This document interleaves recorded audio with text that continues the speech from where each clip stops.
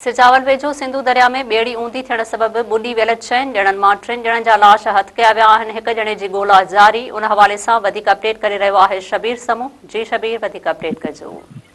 जी बिल्कुल, सुजावल भरिसां दरियाए सिंध में ॿेड़ी उथलण सबबि 4 ॼणनि लाश गुम थी विया।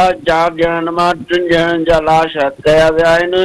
रेस्क्यू दरिया मूजिबि याकूब मुनारे भरिसां तेज़ हवाउनि सबबि ॿेड़ी उथलण सबबि 4 ॼणनि मां 3 लाश दरिया मां कढिया विया आहिनि। जॾहिं त पाक नेवी मक़ामी टोबनि ज़रिए गॾियल कार्रवाई जारी आहे। 3 लाशनि मां 2 औरतुनि मसमात हबी ऐं मसमात शान ऐं हिकु मर्द ईस्तन जो लाश हथ कयो वियो। जॾहिं त चौथे शख़्स हबीबुल्ला जी तलाश जारी आहे ऐं रेस्क्यू ऑपरेशन बि जारी आहे। वाज़े रहे त ॿेड़ी में कुल 16 माण्हू सवार हुआ, जिन मां 12 ॼणनि मक़ामी टोबनि ऐं पंहिंजी मदद पाण तहत ज़िंदा सलामत निकिरी आया। जॾहिं त 4 ॼणा ॿुॾी विया हुआ।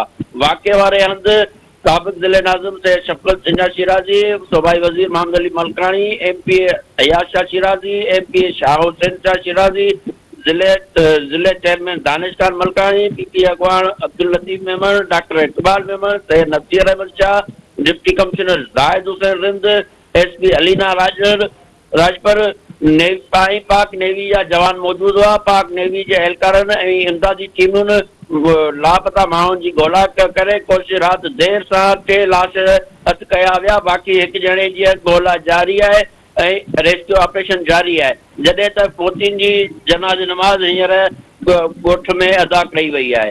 जी शबीर, महिरबानी।